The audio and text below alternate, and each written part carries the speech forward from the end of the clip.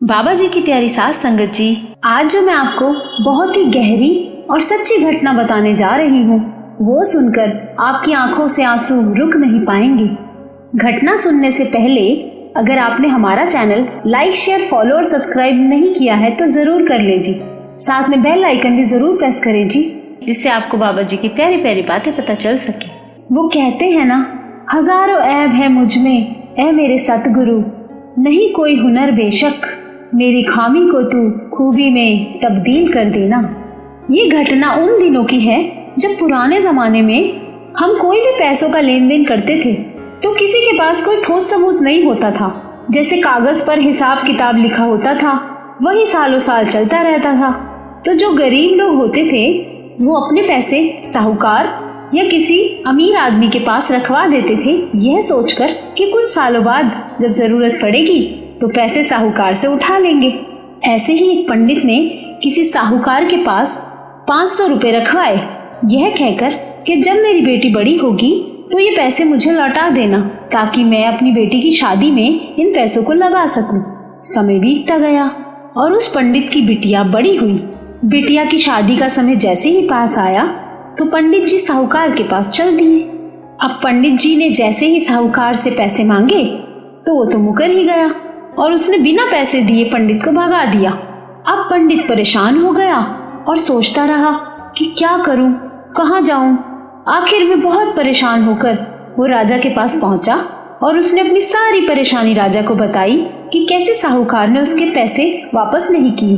अब राजा तो फिर राजा था, उसने कहा, कल मुझे उसी रास्ते से निकलना है जहाँ तुम्हारा साहूकार बैठता है। जब मैं वहाँ से निकलूं उसी समय तुम उस साहूकार की दुकान के आगे खड़े हो जाना, तुम्हारी परेशानी वही दूर हो जाएगी। अब जब राजा वहाँ से गुजरा तो उसने पंडित को उसी साहूकार की दुकान के आगे खड़ा देखकर बड़े ही आदर से बुलाया और कहा, गुरुजी आप यहाँ चलिए मेरे साथ, आप ही के पास आ रहा था।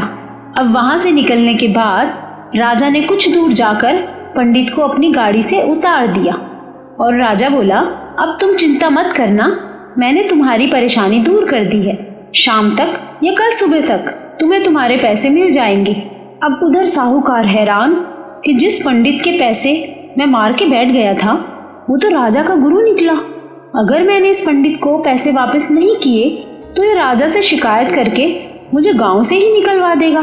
तो यही सोचकर उस साहूकार ने पंडित को अपने पास बुलवाया और पंडित से कहा कि मैंने अपने बही खातों में बहुत पीछे जाकर देखा तो उसमें 500 लिखे देखे जो तुमने मुझे दिए थे।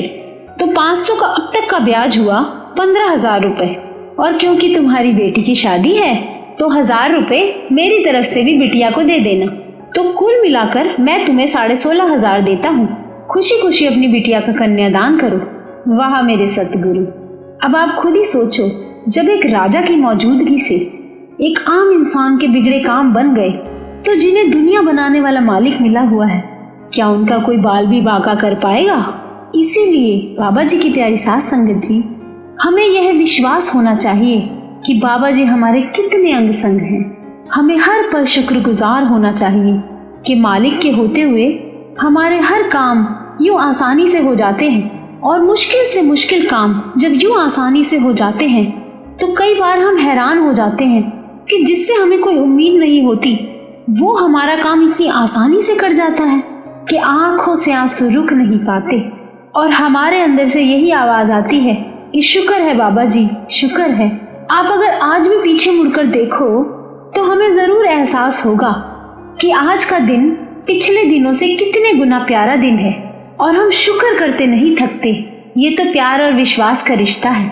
उस मालिक पर प्यार और विश्वास करके तो देखो, वो कभी भी दुनिया के आगे तुम्हें गिरने नहीं देगा। बस हमें हर पल उस मालिक का शुक्राना करना है। Thank you Baba ji, thank you so much कि आप हमें मिले।